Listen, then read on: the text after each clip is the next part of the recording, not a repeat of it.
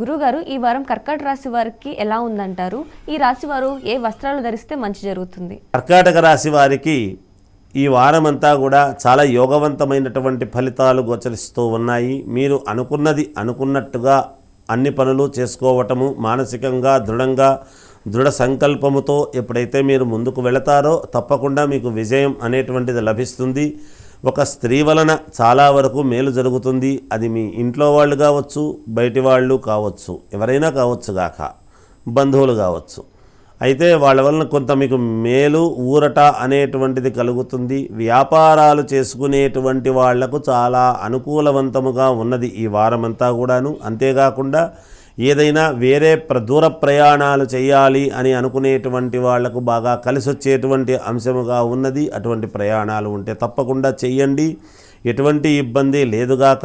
మీకు మానసికంగా దృఢముగా ఏర్పడి కొన్ని విజయాల వైపు మీ అడుగులు ఈ వారము ఉండబోతాయి. గతములో కొన్ని పనులు కాలేనటువంటి దాని గురించి ఆలోచనలు ఎక్కువగా చేయకండి. తప్పకుండా రాబోయేటువంటి రోజులలో మీకు పూర్ణత్వముగా మేలు జరిగే అవకాశాలు ఉన్నాయి. ఉద్యోగాలు చేసుకునేటువంటి వాళ్లకు అనూహ్యముగా కొంతమందికి ఏదైనా ట్రాన్స్ఫర్ లాంటిది రావచ్చును. ఇంట్లో మానసికమైనటువంటి ప్రశాంతత అనేటువంటి దానికోసం కొన్ని నిర్ణయాలు, కీలకమైనటువంటి నిర్ణయాలు తీసుకోవడం జరుగుతుంది. అలాగే ఇంట్లో గృహంలో శుభకార్యాల గురించి కూడా ఒక చర్చ చేసి ఒక నిర్ణయాత్మకమైనటువంటి దీన్ని తీసుకొని ఆ విధముగా కుటుంబం అంతా కూడా ముందుకు వెళ్ళాలి అని అనుకుంటారుగాక.